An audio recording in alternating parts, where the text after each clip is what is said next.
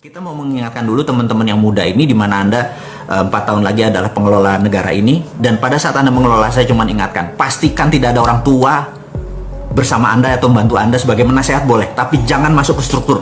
Orang kayak saya buang aja, orang seumur saya atau di atas saya buang aja semua, gitu ya. Itu nasihat saya pertama. Kenapa? Karena Anda mengerti bagaimana mengelola negara ini. Jadi Anda lebih pas. Kenapa? Karena dunia saat ini terjadi resetting, terjadi decoupling. Decoupling adalah perubahan dari masa sekarang dengan masa depan. Jadi masa sekarang itu decoupling, masa depan itu beda sekali cara ngelolanya.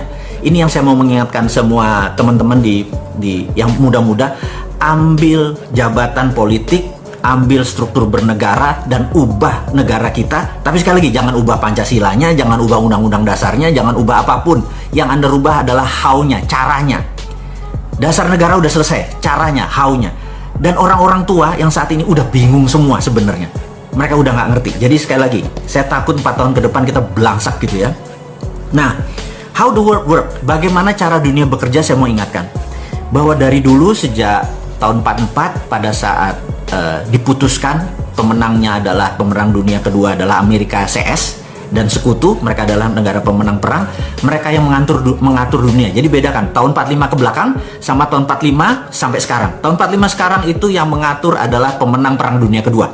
Jadi siapa pemenang perang dunia kedua? Amerika dan sekutu. Dan mereka mengaturnya begini. Satu, currency-nya harus pakai dolar gitu ya. Kedua, mendirikan IMF. Ketiga, mendirikan World Bank. Dan ingat, kantor IMF di mana? Di Washington DC. Kantor World Bank di mana? Di Washington DC. Artinya semuanya di bawah pinter Amerika. Saya mau lanjutin lagi. Kemudian IMF itu emang isinya semua negara. Jadi Indonesia saya lupa punya berapa persen, si Tiongkok punya berapa persen. Dan syarat resolusi di IMF untuk menerbitkan sebuah resolusi, misalnya kasih pinjaman ke Bank Indonesia, kasih pinjaman ke Malaysia, ke Singapura, harus disetujui secara resolusi. Dan resolusinya menarik, suara itu harus 75%. Jadi di bawah 75% resolusi itu tidak jalan. Dan sahabat semua, sekedar mengingatkan, suara Amerika tuh 26%. Jadi kalau seluruh dunia setuju, nilainya cuma 74%. Artinya kalau Amerika nggak setuju, resolusi itu tidak keluar. Jadi saya mau ulangi lagi, IMF siapa yang punya? Oke, udah pinter semua ya, Amerika. Jadi ya, sekedar mengingatkan supaya ingat. Jadi how the world, cara dunia bekerja udah paham ya. Dolar, IMF, kontrol money, kontrol currency, semuanya dolar, semuanya Amerika. Kemudian Amerika membagi negara Eropa dan Amerika sebagai negara produsen. Negara produsen harus ada sumbernya. Sumbernya adalah Eropa dari Afrika, itu bahan bakunya. Bahan bakunya Amerika ada di Amerika Latin, itu bahan bakunya untuk negara produsen. Negara Timur Tengah adalah negara energi. Dan negara sisanya, Tiongkok, India, ASEAN adalah market. Jadi harus diingat, negara produsen harus kaya, negara yang diambil bahan bakunya oleh sumber bahan baku ini harus miskin. Jadi Amerika Latin harus miskin. Lihat aja, penuh hutang itu yang namanya Argentina, Brazil, dan lain sebagainya itu perang terus, ada kartel, ada drug, ada segala macam. Dan Afrika juga perang terus. Ingat, karena dengan perang ini mereka bisa kontrol. Anda ingat ya, kurang ajar ya. Ini sekali lagi, ini semua by design. Jangan bilang ini karena oh ini wayai ngono. Enggak, ini by design. Jadi lalu negara market itu tidak boleh miskin, tapi tidak boleh kaya. Jadi kita di track di tengah. Jadi saat ini Indonesia misalnya negara upper middle, jadi kita dapat 4.000 dolar kira-kira. Dan Indonesia sampai sekitar 10 tahun lagi. Ingat, Cina udah di Indonesia udah berapa? 4-5 tahun terakhir ini kan Cina masuk. Apakah GDP Indonesia naik? Dari 3.800 terus naik jadi 7.000? Nggak mungkin. Gitu ya. Terus Indonesia di bawah Amerika bakal naik nggak dari 4.000 terus ke 7.000? Nggak mungkin. Indonesia kan segini-segini aja naik 5-6%, 2-3%, kayak gitu aja terus. Karena kita adalah market. India adalah market. Tiongkok adalah market gitu ya. Nah, di tahun 90 ketika zamannya Ronald Reagan, di mana fokusnya Amerika adalah berperang lawan Soviet, dan kemudian fokusnya di energi, mereka lupa Cina waktu itu membangun infrastruktur tahun 90-an, membangun UKM-nya dulu, membangun produksinya, dan begitu tahun 2008 pada saat Olimpiade Beijing, dunia kaget. Ternyata Cina sudah menjadi produsen. Kalau udah jadi negara produsen, dia udah menjadi sejajar dengan Eropa, sudah menjadi sejajar dengan Amerika, maka Cina atau Tiongkok harus punya negara jajahan seperti Amerika di Amerika Latin, Eropa di Afrika. Sekarang pertanyaannya, Siapa negara yang dijajah oleh Cina? Oke, Anda sendiri yang jawab. Saya nggak mau. Karena nggak mungkin Indonesia. Pejabat Indonesia pinter-pinter, orangnya pinter-pinter, nggak mungkin Indonesia. Kalau bilang Indonesia itu orang, itu fitnah itu, ya. Jadi Anda yang jawab. Anda yang jawab. Tapi Anda dalam hati tahu, anjrit, gue tahu tuh maksudnya Bosman negara mana dan pejabatnya siapa, gue tahu gitu ya. Tapi wis, kita nggak usah ngegosip. Karena ngegosip itu nggak menyelesaikan masalah. Ini hanya mengajarkan, mengingatkan cara bernegara yang benar. Jadi sudah mulai mengerti how the world work gitu ya. Nah karena itu, kalau Amerika dan Eropa adalah negara pemenang perang, sekutu. Kalau dengan Cina, nah Cina ini lagi men-challenge Amerika, men-challenge dunia bahwa siapa yang jadi number one. Bagi saya adalah number one itu dominationnya Cina baru trade domination. Amerika masih mempunyai beberapa dominasi, yaitu teknologi, informasi, satelit, alat perang dan lain sebagainya. Jadi kalau saya merasa kalau fisik mereka berperang, rasanya Amerika menang. Tapi sekali lagi, Cina negara yang sudah ribuan tahun budayanya berdiri, mereka pasti bermain. Nah disinilah saya mau melihat bahwa Indonesia harusnya mengambil kesempatan di masa ini. Ini nanti kita akan sampai sana. Ini yang saya bilang, kok nggak diambil sih, goblok bener lu gitu ya. Nah, jadi begini, saya sekedar mengingatkan, COVID hari ini kita harus diskusikan dulu sebelum kita masuk ke topik yang lain. COVID ini begini, terlepas dari Anda percaya bahwa COVID itu konspirasi atau COVID itu biologi, out of control, gitu ya, terserah. Tapi kita mikir yang netral aja, anggap ini adalah memang biological event atau peristiwa maha dahsyat pandemik, memang biologi, nggak ada yang mengendalikan, nggak ada. Jadi kita anggap kita adalah orang baik yang tidak punya persepsi buruk, kita menganggap ini adalah kejadian yang normal. Oke.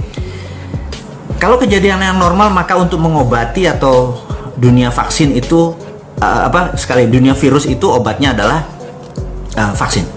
Jadi menurut pengalaman, vaksin itu kira-kira 12 sampai 18 bulan. Jadi kalau kita anggap bulan Januari 2020 dunia berkompetisi untuk membuat vaksin COVID, maka kira-kira tercepat adalah Januari 2021. Gitu ya. Seluruh dunia saat ini sedang melakukan hal yang sama, bagaimana menciptakan vaksin untuk mengalahkan COVID. Jadi kalau 2021 katakanlah negara Prancis atau katakanlah Singapura duluan ternyata menemukan COVID tersebut, vaksin COVID tersebut. Jadi begitu dia menemukan di Januari 2021, kemudian dia akan mencetak secara komersial. Jadi dia akan membuat pabrik, dia akan menambah produksi dan lain sebagainya. Kira-kira tambah 6 bulan. Jadi Juli 2021 baru vaksin itu untuk negaranya dan daerah sekitarnya. Dan kira-kira untuk merata di seluruh dunia atau the rest of the world, ini kira-kira memakan waktu sampai Desember 2021. Sahabat semua, Desember 2021 itu waktu yang lama. Ingat, baru 6 bulan aja dari Januari ya, dari Januari sampai sekarang. Zara salah satu ini baju Zara rasanya. Zara sudah menutup 1.200 outletnya di seluruh dunia. Airbnb yang tadinya 12 tahun ini menguasai dunia hospitality di luar hotelier, tahu-tahu musnah hanya dalam 6 minggu. Gitu ya. Dan kita tahu Patek Philippe, Rolex, Hermes, Chanel, barang-barang mewah tadi ya, Ferragamo dan lain sebagainya berhenti produksi. Karena barang mewah saat ini orang nggak mau pakai Chanel, nggak mau pakai Gucci, mau ngapain lo gitu ya, nggak kemana-mana gitu. Walaupun sekarang COVID sudah selesai atau banyak yang melepas PSBB-nya, tapi COVID-nya belum hilang dan banyak orang-orang yang merasa ntar aja deh gitu ya. Jadi ada perusahaan misalnya Unilever katanya kemarin itu baru mulai operasi, kantornya toto ada yang kena COVID, kantornya tutup lagi, work from home lagi. Dan ini terus menjadi bergilir sehingga ekonomi Indonesia di 6 bulan ke depan ini sangat genting. Ini akan menjadi downtrend turun. Jadi saya mengingatkan sahabat semua, kalau Anda punya uang jangan invest dulu. Ganti ke dolar atau ganti ke emas gitu ya. Terutama emas. Hati-hati, jangan ini tanahnya murah, dia punya di bank nih harga 200 juta nih, cuma selalu sabar 6 bulan lagi jangan tinggal 50 gitu ya, sabar. Sekali lagi saya hanya mengingatkan bahwa ini worst scenario, mudah-mudahan tidak terjadi. Jadi apa yang terjadi kalau shit happen, Anda udah punya plan B-nya. Sekali lagi sahabat semua, saya ngomong begini kelihatannya menyeramkan, tetapi memang berangkatnya saya dari trade analysis. Saya melihat apa-apa dari worst scenario, dari skenario terburuk, dari trade analysis. Kalau itu bisa diselesaikan, ya sudah, kita aman gitu ya. Tapi kalau kita nggak tahu, jangan sampai gini loh. Saya tuh kadang-kadang kesel sama pejabat sekarang ya. Jadi di bulan Januari kita underestimate terhadap COVID. Februari masih underestimate. Jadi sebelum peristiwa terjadi, kita tuh underestimate terhadap apapun. Tapi begitu sudah terjadi, kita overestimate. Jadi begitu Januari underestimate, tahu-tahu Maret ada, wah paniknya kayak besok mau kiamat. Kita overestimate.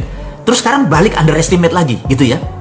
Sama seperti, akan pernah nggak di Laut Natuna Utara, saya nggak mau lagi menyebut Laut Cina Selatan, Laut Natuna Utara gitu ya. Apa? Nggak mungkin perang lah, mereka damai segala macam. Tapi kita underestimate, begitu perang beneran, wah kita overestimate gitu ya. Di zaman Pak Harto, di zaman senior-senior kita, itu terbalik. Sebelum kejadian mereka overestimate. Begitu kejadian mereka udah tahu counternya gitu ya. Kembali kita sama, kita sekarang overestimate aja dulu deh. Anggap COVID ini sampai 2021 baru selesai. Anggap itu dulu, vaksinnya baru ada. Jadi kita harus sudah nyiapin 1,5 tahun ke depan ngapain. Overestimate, kalau nggak kejadian nggak apa-apa gitu ya. Nah, kembali ke apa yang harus dilakukan. Jadi saat ini, sekarang kita balik. Kita tambah lagi, bukan dibalik. Gimana kalau benar-benar COVID ini ada skenarionya? Ada globalis yang ingin mengontrol dunia, yang merasa bahwa negara itu less important, nggak terlalu penting. Control the people itu yang menjadi penting. Dan mereka menganggap cara mengontrolnya adalah dengan memberikan reign of terror, atau mengirimkan teror. Dengan teror tersebut dunia panik akhirnya solusinya di mereka, teknologi, medicine dan lain sebagainya. Jadi kalaupun mereka ini by design, kapan vaksinnya keluar? Mereka pasti udah punya vaksinnya gitu ya. Kapan vaksinnya keluar? Vaksinnya keluar adalah 2 bulan sebelum vaksin kompetitornya datang. Kenapa? Karena ngitungnya begini. Saat ini di dunia ada 11 juta terpapar, di Indonesia ada 65 ribu hari ini gitu ya. Itu adalah Juli, akhir diperkirakan Indonesia mungkin 100 ribu, dunia kira-kira 20 juta. Di akhir 2020, dunia kira-kira mencapai 50 juta. Di pertengahan Juli 2021, mungkin sekitar 300-an juta. Dan diperkirakan akhir 2021, 1 miliar manusia terpapar oleh COVID. Dan bagi globalis, cabal, bagi mereka yang orang jahat-jahat ingin mengontrol dunia ini, disitulah baru mereka keluarkan vaksinnya 2 bulan sebelum itu. Karena apa? Udah 9 orang. Kalau 10 juta masih belum, gitu ya, udah 9 orang. Jadi sahabat semua, terlepas ini ada konspirasi atau tidak, angka 2021 itu menjadi visible negatifnya. Nah, kalau 6 bulan pertama sudah menghancurkan ekonomi sekian persen, apa yang terjadi 6 bulan kedua di semester tahun ini? Kita harus prepare, harus bersiap-siap apa yang akan terjadi. Apa yang akan terjadi nanti kita bahas, sabar. Ini gratisan aja kok, banyak nanya gitu ya, sabar. Tahun 2020, Anda tahu video saya, boleh cek. 10 bulan yang lalu saya mengatakan 2020 resesi, 2021 puncak resesinya. Tapi saya menganggap saya mungkin salah. Jangan-jangan 2021 adalah depresi. Kalau depresi ini terjadi, Anda sekali lagi harus hati-hati terhadap planning Anda. Jadi sekali lagi, Anda jangan buru-buru. Anda masih muda, Anda adalah calon pemimpin bangsa ini. Langkah Anda benar-benar hati-hati. Anda belajar, diskusi. Selalu overestimate, tapi langkah Anda, baby stepnya benar-benar solutif gitu ya, teman-teman. Mudah-mudahan Anda kebayang apa yang akan terjadi dengan versi saya informasinya ini. Udah panjangan nggak? Mau nambah lagi nggak? Udah 40 menit nih. Anda gratis saya minta panjang gitu ya. Kasih saya jempol kalau Anda lanjut atau sudah ditutup sampai sini. Oke, lanjut ya. Oke, saya kasih informasi lagi. Jadi kalau minggu kemarin kita bicara tentang MMT, Modern Monetary Theory, dengan SWF, Sovereign Wealth Fund, di mana kita udah punya contoh waktu itu kuda laut, kita pakai di zaman Pak Ibnu Sutowo, sekarang mereview aja. Kemudian kita menggunakan contoh seperti Dubai atau contoh seperti Aramco, Saudi Aramco, di mana ke depan mereka akan menggunakan Sovereign Wealth Fund, dan kita menyarankan Indonesia tidak perlu ngutang. Jadi contohnya gini, kita audit nikel kita, katakanlah nikel kita nilainya 1000 billion, kemudian 20% nikel kita forward, kita ambil uang 200 billion dolar untuk membangun Nusantara. Tidak perlu hutang karena kita mem-forward. Jadi bukan pinjaman ala Ibu Menteri. Ini beda karena ini kan negeri Sontoloyo ya, bukan negeri yang di seberang itu. Jadi kalau kita nggak bakal ngutang, itu ngutang tuh bukan kita banget. Ngutang tuh bukan anak milenial. Anak milenial tuh cash gitu ya. Karena kita kaya, bener nggak? Ngapain ngutang? Terus kedua adalah mengenai printing money. Printing money ini menjadi penting. Jadi kita tahu generasi tua di atas kita ini takut sekali sama namanya inflasi. Karena mereka pernah merasakan susahnya inflasi. Atau negara tidak dikontrol seperti tahun 98, inflasi sangat cepat sekali sehingga barang-barang nilainya menjadi tak bernilai. Kemudian juga di tahun 60-an, 66 terutama, itu terjadi hyperinflation di Indonesia. Tapi sekali lagi, karena printing money itu mereka tidak setujui karena itu bisa menyebabkan negara dalam keadaan inflasi. Saya mau menerangkan tentang inflasi dengan cara yang sederhana. Jadi gini, inflasi itu tidak ada selama printing money-nya ada underlying. Ini harus diingat. Jadi saya sekedar mengingatkan sahabat semua, saya ulangi lagi, Anda mungkin pernah dengar tapi ya biar ilmu ini nancep ke dalam, repetition adalah segalanya. Repeat gitu ya. Jadi keunggulan adalah tidak ada. Keunggulan adalah seseorang yang merepeat sesuatu sehingga menjadi keunggulan. Saya akan repeat lagi. Jadi kita tahu di awal tahun 89 terjadilah dialog yang sangat menarik di mana Deng Xiaoping pada saat itu pemimpin Cina sedang berhadapan dengan demo masyarakat Cina yang pengen negaranya menjadi demokrasi. Kemudian ada 11 jenderal dari Partai Komunis Cina yang menghadap Deng Xiaoping bilang, lebih baik kita tidak menjadi negara demokrasi, mereka kita babat. Tapi kalau Anda memilih demokrasi, Anda memilih memenangkan perjanjian seperti dengan Ronald Reagan. Jadi waktu tahun juga ada perjanjian dengan Ronald Reagan untuk jadi Cina 40 tahun kemudian menjadi negara demokrasi. Kami bersebelas tebas saja lehernya gitu ya. Kami nggak usah ngikutin.